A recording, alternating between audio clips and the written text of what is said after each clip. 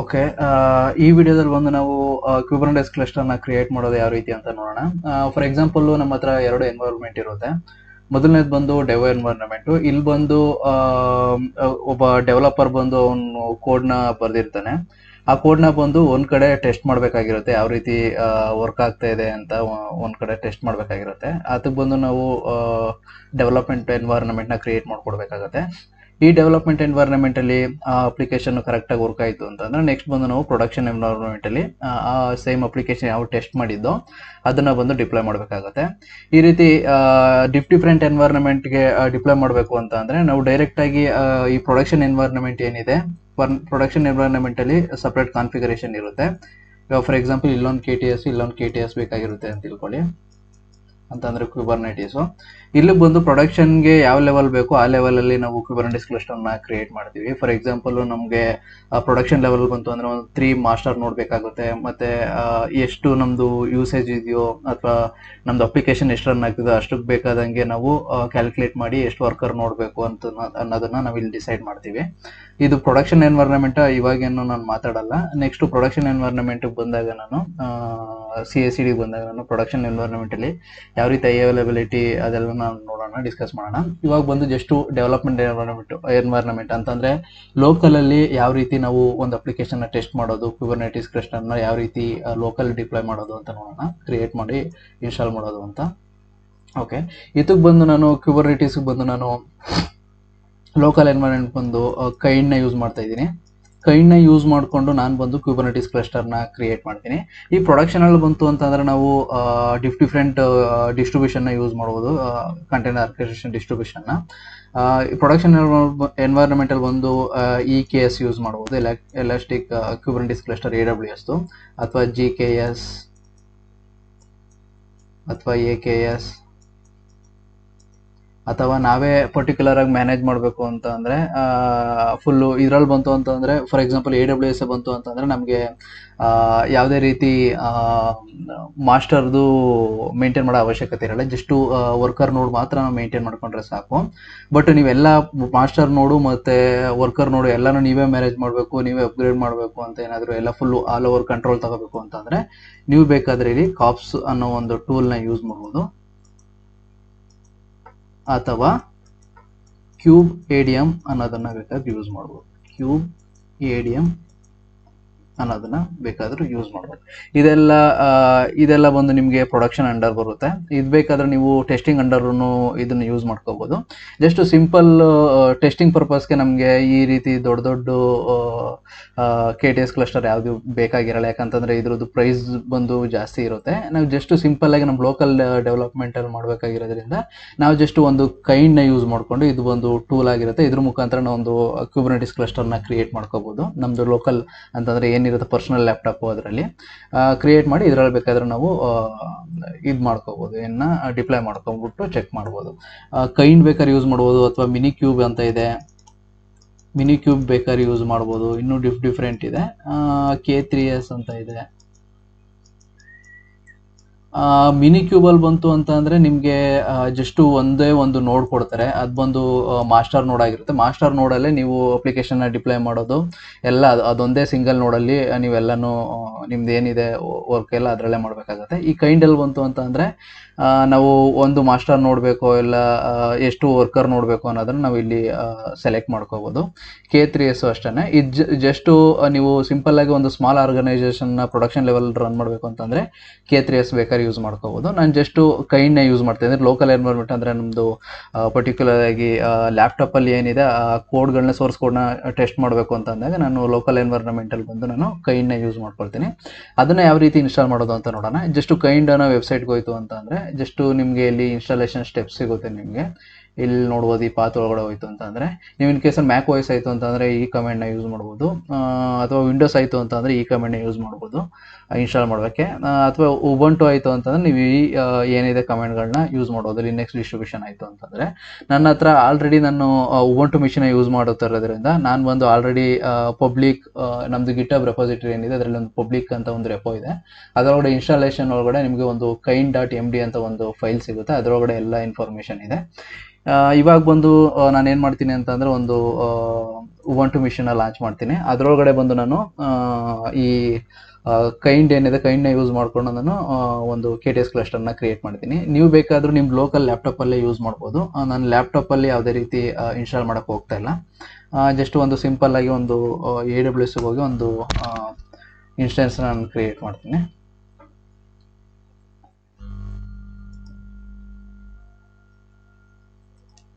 Okay, instance ಮೇಲೆ click ಮಾಡಿ ಒಂದು ಇನ್ಸ್ಟೆನ್ಸ್ನ ಲಾಂಚ್ ಮಾಡ್ತೀನಿ. ನಿಮಗೆ ಇದ್ರ ಬಗ್ಗೆ ಏನೂ ಐಡಿಯಾ ಇಲ್ಲ ಅಂತ ಅಂದರೆ ನೀವು ನನ್ನ ಪ್ರೀವಿಯಸ್ ವೀಡಿಯೋ ಚೆಕ್ ಮಾಡ್ಬೋದು. ಅದರಲ್ಲಿ ಗೊತ್ತಾಗುತ್ತೆ ನಿಮಗೆಲ್ಲ ಫುಲ್ ಡೀಟೇಲಾಗಿ ಎಕ್ಸ್ಪ್ಲೇನ್ ಮಾಡಿದ್ದೀನಿ AWS ಸರ್ವಿಸಸ್ದು. ಇಲ್ಲಿ ಬಂದು ನಾನು ಮೀಡಿಯಮ್ ತಗೊಳ್ತೀನಿ. Okay, select default. Okay, just launch ಅಂತ ಕೊಡ್ತೀನಿ. ಇವಾಗ ಒಂದು ಇನ್ಸ್ಟೆನ್ಸು ಲಾಂಚ್ ಆಗ್ತಾ ಇದೆ ಉಬಂಟು. ಓಕೆ, ಇದನ್ನು ನಾನು ಕನೆಕ್ಟ್ ಮಾಡ್ತೀನಿ. ಇದು ಇನ್ನೂ ಎನೇಬಲ್ ಆಗಿಲ್ಲ, ಪೆಂಡಿಂಗ್ ಅಂತ ಬರ್ತಾಯಿದೆ.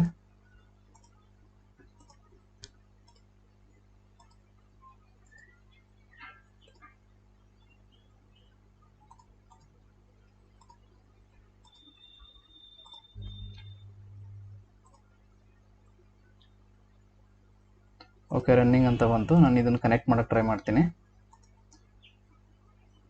ಓಕೆ, ಈ ರೀತಿ ಎಸ್ಟಾಬ್ಲಿಷಿಂಗ್ ಕನೆಕ್ಷನ್ ಅಂತ ಬರುತ್ತೆ. ಇನ್ ಕೇಸ್ ಏನಾದ್ರು ಇಲ್ಲಿ ಏನಾದರೂ ರೆಡ್ ಕಲರ್ ಏನಾದ್ರು ಬಂತು ಅಂತ ಅಂದರೆ ನೀವು ಬಂದು ಒಂದು ಸ್ವಲ್ಪ ವೆಯ್ಟ್ ಮಾಡಬೇಕಾಗುತ್ತೆ. ಇಲ್ಲಿ ಇನ್ಸಲೈಸೇಷನ್ ಏನಿದೆ ಇಲ್ಲಿ 2 out of 2 ಸೆಕ್ಯೂರಿಟಿ ಚೆಕ್ಸ್ ಅಂತ ಏನೋ ಬರುತ್ತೆ. ಆ ರೀತಿ ಬಂದರೆ ಅಷ್ಟೇ ನಿಮ್ಮದು ಇನ್ಸ್ಟೆನ್ಸು ರನ್ ಆಗ್ತಾಯಿದೆ, ಕರೆಕ್ಟಾಗಿ ರನ್ ಆಗ್ತಾಯಿದೆ ಅಂತ. ಇನ್ ಕೇಸ್ ಏನಾದರೂ ಅದು ಬಂದಾಗಲೂ ಈ ಥರ ಎರರ್ ಬಂತು ಅಂತಂದರೆ ಜಸ್ಟ್ ಇನ್ಸ್ಟೆನ್ಸ್ನ ಸೆಲೆಕ್ಟ್ ಮಾಡಿಕೊಂಡು ಜಸ್ಟ್ ಇಲ್ಲಿ ಸೆಕ್ಯೂರಿಟಿ ಅಂತ ಒಂದು ಆಪ್ಷನ್ ಇರುತ್ತೆ, ಇದರೊಳಗಡೆ ಹೋಗಿ ಜಸ್ಟು ಸೆಕ್ಯೂರಿಟಿ ಗ್ರೂಪ್ಸ್ ಮೇಲೆ ಕ್ಲಿಕ್ ಮಾಡಿ, ಅದಾದಮೇಲೆ ಇನ್ಬೌಂಡ್ ರೂಲ್ ಮೇಲೆ ಕ್ಲಿಕ್ ಮಾಡಿ, ಇದರೊಳಗಡೆ ಕ್ಲಿಕ್ ಮಾಡಿ ನಿಮ್ದು ಯಾವ ಪೋರ್ಟ್ ಬೇಕೋ ಅದನ್ನು ಎನೇಬಲ್ ಮಾಡಿ. ನಾನು SSH ಬೇಕಾದರೆ ಎನೇಬಲ್ ಮಾಡ್ಕೋಬೋದು. ಇಲ್ಲಿ ಬಂದು ನಾನು ಆಲ್ ಟ್ರಾಫಿಕ್ ಕೊಟ್ಟಿರೋದ್ರಿಂದ ನಾನು ಇಂಟರ್ನೆಟ್ ಮುಖಾಂತರ ಇದು ಫುಲ್ಲು ಎಲ್ಲ ಪೋರ್ಟ್ಗಳನ್ನ ನಾನು ಆ್ಯಕ್ಸೆಸ್ ಮಾಡ್ಬೋದು. ಇನ್ ಕೇಸ್ ಏನಾದ್ರು ನೀವು ಪರ್ಟಿಕ್ಯುಲರಾಗಿ SSH ಮಾತ್ರ ಎನೇಬಲ್ ಮಾಡಬೇಕು ಅಂತಂದರೆ ಜಸ್ಟು SSH ಅಂತ ಕೊಟ್ಟು ಇಲ್ಲಿ ಬಂದು 00 ಸೆಲೆಕ್ಟ್ ಮಾಡಿಕೊಂಡು ಸೇವ್ ರೂಲ್ ಅಂತ ಕೊಡಿ. ಆವಾಗ ಬಂದು ನಿಮಗೆ ಈ ರೆಡ್ ಎರರ್ ಏನಿರುತ್ತೆ ಅದು ಹೋಗುತ್ತೆ. ಜಸ್ಟ್ ಇನ್ನೊಂದ್ಸರಿ ರಿಪ್ಲೇಸ್ ಮಾಡ್ತೀನಿ ನಾನು.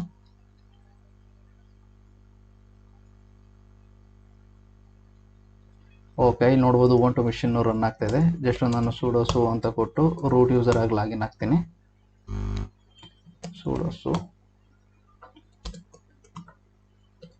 ಓಕೆ, ಇವಾಗ ರೂಟ್ ಯೂಸರ್ ಆಗಿ ಲಾಗಿನ್ ಆಗಿದ್ದೀನಿ. ಇಲ್ಲಿ ನೋಡ್ಬೋದು. ಇವಾಗ ಬಂದು ನಾನು ಇದೆಲ್ಲ ತಗೊಳ್ತೀನಿ, ಸ್ಕ್ರಿಪ್ಟ್ ಎಲ್ಲ ತಗೊಳ್ತೀನಿ. ಜಸ್ಟ್ ಒಂದೊಂದಾಗಿ ನಾನು ಕಾಪಿ ಮಾಡ್ಕೊಂಡು ಇದು ಮಾಡ್ತೀನಿ. ಮೊದಲು ಬಂದು ಡಾಕರ್ನ ಇನ್ಸ್ಟಾಲ್ ಮಾಡಬೇಕಾಗುತ್ತೆ. ಯಾಕಂತಂದರೆ ನಿಮಗೆ ಪ್ರೀವಿಯಸ್ ವೀಡಿಯೋದಲ್ಲಿ ಎಕ್ಸ್ಪ್ಲೇನ್ ಮಾಡೋದೇ ಮರ್ತೋದೆ ನಾನು. Okay, KTS architecture. ಓಕೆ, ಇದರಲ್ಲಿ ಒಂದು ಕಾಂಪೊನೆಂಟ್ ಒಂದು ಮಿಸ್ ಮಾಡಿದ್ದೆ ಐ ಥಿಂಕ್. ಇಲ್ಲಿ ನೋಡ್ಬೋದು, ಇಲ್ಲೊಂದು ಇನ್ನೊಂದು ಕಾಂಪೊನೆಂಟ್ ಇದೆ ಕಂಟೈನರ್ ರನ್ ಟೈಮ್ ಅಂತ. ಇದು ಬಂದು ಇನ್ ಕೇಸ್ ಏನಾದರೂ ನಿಮ್ಮ ಹತ್ರ ಯಾವ್ದಾದ್ರು ಒಂದು ಡಾಕರ್ ಇಮೇಜಸ್ ಇತ್ತು ಅಂತಂದರೆ ಅದನ್ನು ರನ್ ಮಾಡೋಕ್ಕೆ ಬಂದು ನಿಮಗೆ ಯಾವ್ದಾದ್ರು ಒಂದು ಕಂಟೈನರ್ ರನ್ ಟೈಮ್ ಬೇಕಾಗುತ್ತೆ. ಡಾಕರ್ ಆಗಿರ್ಬೋದು ಅಥವಾ CRI ಆಗಿರ್ಬೋದು ಅಥವಾ ಕಂಟೈನರ್ D ಆಗಿರ್ಬೋದು, ಯಾವುದಾದ್ರೂ ಒಂದು ಬೇಕಾಗುತ್ತೆ. ಅದನ್ನು ಬಂದು ಇಲ್ಲಿ ತೋರಿಸಿರೋದು ಅಷ್ಟೇ ಕಾಂಪೊನೆಂಟಲ್ಲಿ. ಇಲ್ಲಿ ಬಂದು ನಾವು ಡಾಕರ್ನ ಯೂಸ್ ಮಾಡ್ಕೊಳ್ತಾ ಇದ್ದೀವಿ ಕಂಟೈನರ್ ರನ್ ಟೈಮ್ ಆಗಿ. ಜಸ್ಟ್ ಇಲ್ಲಿ ನಾನು ಆ ಸ್ಕ್ರಿಪ್ಟ್ನ ಪೇಸ್ಟ್ ಮಾಡ್ತೀನಿ. ಮೊದಲು ಅಪ್ಡೇಟ್ ಮಾಡ್ಕೊಳುತ್ತೆ, ಅದಾದಮೇಲೆ ಡಾಕರ್ನ ಇನ್ಸ್ಟಾಲ್ ಮಾಡ್ಕೊಳುತ್ತೆ. ಓಕೆ, ಅದಾದಮೇಲೆ ನೆಕ್ಸ್ಟ್ ಬಂದು ನಾನು kubectl ಇನ್ಸ್ಟಾಲ್ ಮಾಡ್ತೀನಿ. kubectl ಒಂಥರ ಕಮಾಂಡ್ ಥರ. ಇವಾಗ ಫಾರ್ ಎಕ್ಸಾಂಪಲ್ಲು ನೀವೇನಾದರೂ ಇವಾಗ ಇಲ್ಲಿ CMDಗೆ ಹೋಗ್ತೀರಾ, ಇವಾಗ ಇನ್ ಕೇಸ್ ಏನಾದ್ರು ಪಿಂಗ್ ಮಾಡಬೇಕು ಅಂತ ಅಂದರೆ ಇವಾಗ ಪರ್ಟಿಕ್ಯುಲರ್ ಯಾವುದೋ ಒಂದು ಮಿಷಿನ್ ಇರುತ್ತೆ, ಆ ಮಿಷಿನ್ ಕನೆಕ್ಟಿವಿಟಿ ಇದೆಯಾ ಇಲ್ವ ಅಂತ ಚೆಕ್ ಮಾಡಬೇಕು ಅಂದರೆ ನೀವೇನು ಮಾಡ್ತೀರಾ, ಪಿಂಗ್ ಅಂತ ಯೂಸ್ ಮಾಡ್ತೀರಪ್ಪ. ಈ ಪಿಂಗ್ ಏನು ಮಾಡುತ್ತೆ ಅಂತ ಅಂದರೆ ಅದು ಪರ್ಟಿಕ್ಯುಲರಾಗಿ ಹೋಗಿ ಆ ಕನೆಕ್ಷನ್ನ ಚೆಕ್ ಮಾಡುತ್ತೆ, ಆ PC ಏನಾದರೂ ರೆಸ್ಪಾನ್ಸ್ ಇದೆಯಾ ಏನಿದೆ ಅಂತ ಚೆಕ್ ಮಾಡುತ್ತೆ. ಅದೇ ರೀತಿ kubectl ಬಂದು ನೀವು ಇಂಟ್ರ್ಯಾಕ್ಟ್ ಮಾಡೋಕ್ಕೆ ಅಂತಂದರೆ ಈ ಮಾಸ್ಟರ್ ನೋಡ್ನ ನೀವು ಇಂಟ್ರ್ಯಾಕ್ಟ್ ಮಾಡಬೇಕು ಅಂತಂದರೆ API ಸರ್ವರ್ನ ಯಾವುದಾದ್ರು ಒಂದು ಟೂಲ್ ಬೇಕಾಗುತ್ತೆ. ಅದು ಬಂದು kubectl. ಇದು ಬಂದು ಡೈರೆಕ್ಟಾಗಿ ಅದ್ರ ಮುಖಾಂತರ ಕಮ್ಯುನಿಕೇಟ್ ಮಾಡುತ್ತೆ. ಓಕೆ, ನೀವು ಬೇಕಾದರೆ kubectl ಬಂದು ಔಟ್ ಟು ಇನ್ಸ್ಟಾಲ್ kubectl ಅಂತ ಹಾಕಿದ್ರೆ ನಿಮಗೆ ಬಂದ್ಬಿಡುತ್ತೆ ಯಾವ ರೀತಿ ಇನ್ಸ್ಟಾಲ್ ಮಾಡೋದು ಅಂತ. ಓಕೆ, ಇವಾಗ ನಾವು ಡಾಕರ್ನ ಚೆಕ್ ಮಾಡೋಣ. Dakar version okay, Dakar version install ಆಗಿದೆ. ಇವಾಗ kubectl -- version. Okay, kubectl version. Okay, kubectl install ಆಗಿದೆ ಮತ್ತು ಡಾಕರ್ ಇನ್ಸ್ಟಾಲ್ ಆಗಿದೆ. ಓಕೆ, ಅದಾದಮೇಲೆ ನೆಕ್ಸ್ಟ್ ಬಂದು ನಾವು ಇವಾಗ ಕೈಂಡ್ನ ಇನ್ಸ್ಟಾಲ್ ಮಾಡ್ಕೊಳ್ಳೋಣ. ಕೈಂಡ್ ಒಂಥರ ಟೂಲ್ ಥರ ಇದು. ಈ ಟೂಲ್ನ ಯೂಸ್ ಮಾಡ್ಕೊಂಡು ನಾವು ಕ್ಯೂಬರ್ನೆಟಿಸ್ ಕ್ಲಸ್ಟರ್ನ ಕ್ರಿಯೇಟ್ ಮಾಡ್ತೀವಿ. ಇವಾಗ ಫಾರ್ ಎಕ್ಸಾಂಪಲ್ ನೀವೇನಾದರೂ ಕ್ಯೂಬರ್ನೆಟಿಸ್ ಕ್ಲಸ್ಟರ್ನ ಪ್ರೊಡಕ್ಷನ್ ಲೆವೆಲಲ್ಲಿ ಕ್ರಿಯೇಟ್ ಮಾಡಬೇಕು ಅಂತಂದರೆ ನೀವು ಕಾಪ್ಸ್ ಬೇಕಾದ್ರೆ ಯೂಸ್ ಮಾಡ್ಕೋಬೋದು, ಅಥವಾ ಕ್ಯೂಬೆಡಿಯಮ್ ಬೇಕಾದ್ರೆ ಯೂಸ್ ಮಾಡ್ಕೊಂಡು ಆ ಟೂಲ್ನ ಯೂಸ್ ಮಾಡಿಕೊಂಡು ನೀವು ಒಂದು ಕ್ಲಸ್ಟರ್ನ ಕ್ರಿಯೇಟ್ ಮಾಡ್ತೀರಾ. ಓಕೆ, ಜಸ್ಟ್ ಇವಾಗ ಇದನ್ನು ಪೇಸ್ಟ್ ಮಾಡ್ತೀನಿ. ಓಕೆ, ಅದೇ ಕಾಪಿ ಆಗಿದೆ.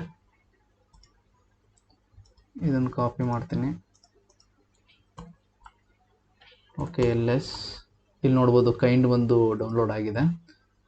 ಇದಕ್ಕೆ ಬಂದು ಪರ್ಮಿಷನ್ ಬಂದು ಎಕ್ಸಿಕ್ಯೂಟಬಲ್ ಪರ್ಮಿಷನ್ ಅಸೈನ್ ಮಾಡೋಣ. ಅದಾದಮೇಲೆ ಬಂದು ನಾನು ಮೂವ್ ಮಾಡ್ತಾ ಇದ್ದೀನಿ ಈ ಯೂಸರ್ ಲೋಕಲ್ ಬಿನ್ ಏನಿದೆ ಅಲ್ಲಿಗೆ. ಓಕೆ, ಇವಾಗ ಮೂವ್ ಆಯಿತು ಅಂತಂದರೆ ಅಲ್ಲಿ ಇನ್ಸ್ಟಾಲ್ ಆಗಿರುತ್ತೆ. ಜಸ್ಟು ಕಾಪ್ಸ್ ವರ್ಷನ್ ಅಂತ ಕೊಟ್ಟರೆ ನಿಮಗೆ ಬಂದು ಓಕೆ, ಒಂದು ನಿಮಿಷ, ಇನ್ಸ್ಟಾಲ್ ಆಗಿಲ್ಲ ಅಂದ್ಕೊಳ್ತೀನಿ ಐ ಥಿಂಕ್. ಓಕೆ, ಒಂದು ಸ್ವಲ್ಪ ಲೇಟಾಗಿ ತಗೊಳ್ತು ಅನಿಸುತ್ತೆ may be. Kind version, sorry, cops ಅಂತ ಕೊಟ್ಟಿದ್ದೀನಿ. ನಾರ್ಮಲಾಗಿ ನಮ್ಮ ಕಂಪ್ನಿಗಳಲ್ಲಿ ಕಾಪ್ಸ್ನ ಯೂಸ್ ಮಾಡ್ತಾ ಇರೋದು, ಅದಕ್ಕೋಸ್ಕರ ನಾನು ಕಾಪ್ಸ್ ಅಂತ ಕಮೆಂಟ್ ಕೊಟ್ಬಿಟ್ಟಿದ್ದೀನಿ. ಇಲ್ಲಿ ಬಂದು ಕೈಂಡ್ ಯೂಸ್ ಮಾಡ್ತಿರೋದ್ರಿಂದ ಕೈಂಡ್ ವರ್ಷನ್ ಅಂತ ಕೊಡಬೇಕು. ಓಕೆ, ಇಲ್ಲಿ ನೋಡ್ಬೋದು ಕೈಂಡು ಇನ್ಸ್ಟಾಲ್ ಆಗಿದೆ. ಇವಾಗ ಈ ಕೈಂಡ್ನ ಯೂಸ್ ಮಾಡಿಕೊಂಡು ನಾವು ಇದನ್ನ ಕ್ರಿಯೇಟ್ ಮಾಡ್ತಾ ಹೋಗೋಣ. ಅದಕ್ಕೆ ಬಂದು ಇಲ್ಲಿ ನೋಡ್ಬೋದು YAML ಫೈಲ್ಗಳಿದೆ. ನೀವು ಕಮೆಂಟ್ ಲೈನ್ ಥ್ರೂ ನೀವು ಇದನ್ನು ಕ್ಲಸ್ಟರ್ನ ಕ್ರಿಯೇಟ್ ಮಾಡ್ಬೋದು. ಬಟ್ ನಾನು ಪ್ರಿಫರ್ ಮಾಡೋದೇನು ಅಂತಂದರೆ ನಾರ್ಮಲಾಗಿ YAML ಫೈಲ್ನ ಯೂಸ್ ಮಾಡಿ ಅಂತ. ನೀವು ಯಾವುದೇ ಒಂದು ಕ್ಯೂಬರ್ನೆಟಿಸಲ್ಲಿ ತಗೊಳ್ತು ಅಂತಂದರೆ YAML ಫೈಲ್ಗಳ ಮುಖಾಂತರ ನೀವು ಕ್ರಿಯೇಟ್ ಮಾಡಿ. ಅರ್ಜೆಂಟ್ ಇತ್ತು ಅಂತಂದ್ರೆ ಅಷ್ಟೇ ನೀವು ಕಮೆಂಟ್ ಲೈನ್ ಅಂದರೆ ಇಂಪೆರೇಟಿವ್ ವೇ ಮುಖಾಂತರ ಕ್ರಿಯೇಟ್ ಮಾಡಿ. ಇದು ಬಂದು ಡಿಕ್ಲರೇಟಿವ್ ವೇ ಅಂತಂದರೆ ನೀವು YAML ಫೈಲ್ನ ಬರೆದು ಅದರೊಳಗಡೆ ಇದು ಮಾಡ್ತೀರಾ. ಓಕೆ, ಜಸ್ಟ್ ಇದನ್ನು ಕಾಪಿ ಮಾಡ್ಕೊಳ್ತೀನಿ. ಇಲ್ಲಿ ಬಂದು ನಾನೊಂದು ನೇಮ್ನ ಕ್ರಿಯೇಟ್ ಮಾಡ್ತೀನಿ. ಕೈಂಡ್ ಕ್ಲಸ್ಟರ್ .yml ಅಂತ ಒಂದು ಫೈಲ್ನ ಕ್ರಿಯೇಟ್ ಮಾಡ್ತೀನಿ. ಇದರೊಳಗಡೆ ಬಂದು ನಾನು ಇನ್ಸರ್ಟ್ ಮೋಡ್ಗೆ ಹೋಗಿ ಜಸ್ಟ್ ಇದನ್ನು ಪೇಸ್ಟ್ ಮಾಡ್ತೀನಿ. ಇಲ್ಲಿ ಏನಿಲ್ಲ, ಜಸ್ಟ್ API ವರ್ಷನ್ ಬಂದು ಕೈಂಡ್ ತಗೊಳ್ತಾ ಇದೆ. ನೋಡ್ಸಲ್ಲಿ ಯಾವ್ಯಾವ ನೋಡ್ಗಳು ಬೇಕು ಅಂತ ಹೇಳ್ತಾ ಇದ್ದೀನಿ. ನನಗೆ ಬಂದು ಒಂದು ಕಂಟ್ರೋಲ್ ಪ್ಲೇನ್ ಬೇಕು ಮತ್ತು 2 ವರ್ಕರ್ ನೋಡಬೇಕು. ಇಲ್ಲಿ ಇನ್ನೊಂದು ವರ್ಕರ್ ನೋಡ್ ಏನಾದರೂ ಅಸೈನ್ ಮಾಡೋದು ರೋಲ್ ಅಂತ ಕೆಳಗಡೆ ಹಾಕಿ 3 ವರ್ಕರ್ ನೋಡ್ಗಳು ಬಂದು ನಿಮ್ಗೆ ಅಸೈನ್ ಆಗುತ್ತೆ. ನನಗೆ ಜಸ್ಟು ಒಂದು ಕಂಟ್ರೋಲ್ ಪ್ಲೇನ್ ಇದ್ರೆ ಸಾಕು, ನೆಕ್ಸ್ಟ್ 2 ವರ್ಕರ್ ನೋಡಿದರೆ ಸಾಕು. ಅದಕ್ಕೋಸ್ಕರ ನಾನು ಇದಿಷ್ಟು ಬರೆದ್ಬಿಟ್ಟು ನಾನು ಇದನ್ನು ಸೇವ್ ಮಾಡಿ ನಾನೇನು ಮಾಡ್ತೀನಿ, ರನ್ ಮಾಡ್ತೀನಿ. ಇಲ್ಲಿ ನೋಡ್ಬೋದು ಇದಾಗಿರುತ್ತೆ command. Just kind get cluster ಅಂತ ಹಾಕಿ ನೋಡೋಣ. ಓಕೆ, ಇವಾಗ ಜಸ್ಟು ಪರ್ಟಿಕ್ಯುಲರ್ ಫೈಲ್ ಏನಿದೆ ಅದನ್ನು ರನ್ ಮಾಡೋಣ. ಇವಾಗ ಕೈಂಡ್ ಕ್ರಿಯೇಟ್ ಕ್ಲಸ್ಟರ್ ಕಾನ್ಫಿಗ್ ಅಂತ ಕೊಟ್ಟು ಕಾನ್ಫಿಗ್ ಫೈಲನ್ನು ನಾವು ಇದು ಮಾಡೋಣ. ಜಸ್ಟು ಕೈಂಡ್ ಕ್ಲಸ್ಟರ್ ಅಂತ ಏನು ಕಾನ್ಫಿಗ್ ಫೈಲ್ನ ಕ್ರಿಯೇಟ್ ಮಾಡೋದು ಅದನ್ನು ಪಾಸ್ ಮಾಡಿ.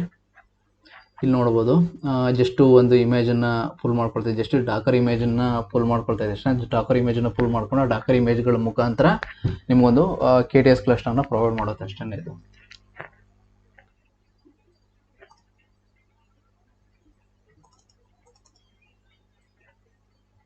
ಇದೊಂದು ಸ್ವಲ್ಪ ಟೈಮ್ ತಗೊಳುತ್ತೆ, ವೆಯ್ಟ್ ಮಾಡೋಣ.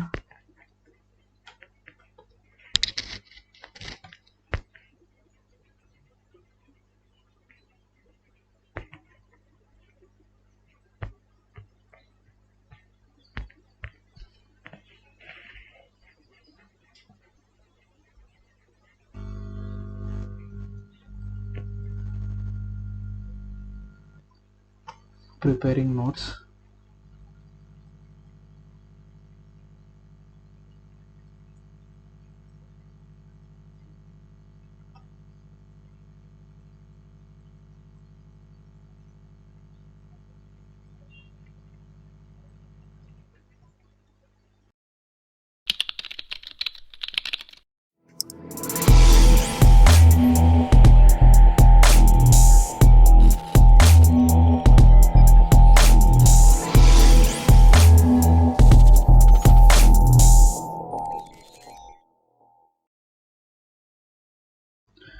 ಓಕೆ, ಇಲ್ಲಿ ನೋಡ್ಬೋದು ನಿಮಗೆ ಕೈಂಡ್ ಬಂದು ಇನ್ಸ್ಟಾಲ್ ಆಗಿದೆ.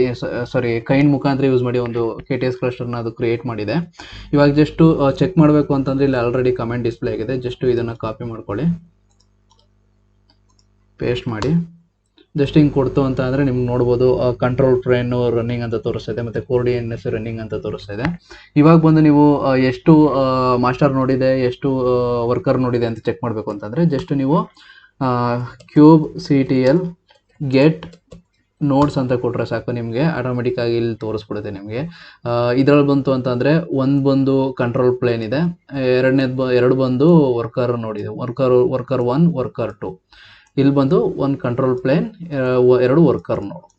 ಓಕೆ, ಅದರ ಸ್ಟೇಟಸ್ ಬಂದು ರೆಡಿ ಅಂತ ಇದೆ. ಇವಾಗ ಬಂದು ನಾವು ಇದರೊಳಗಡೆ ನಾವು ಅಪ್ಲಿಕೇಶನ್ ಡಿಪ್ಲಾಯ್ ಮಾಡ್ಬೋದು. ಅದನ್ನು ಬಂದು ನಾವು kubectl ಇನ್ ಕೇಸ್ ಏನಾದರೂ ಪಾಡ್ ಮುಖಾಂತರ ಡಿಪ್ಲಾಯ್ ಮಾಡೋದು, ಡಿಪ್ಲಾಯ್ಮೆಂಟಲ್ಲಿ ಬೇಜಾನ್ ಇದೆ.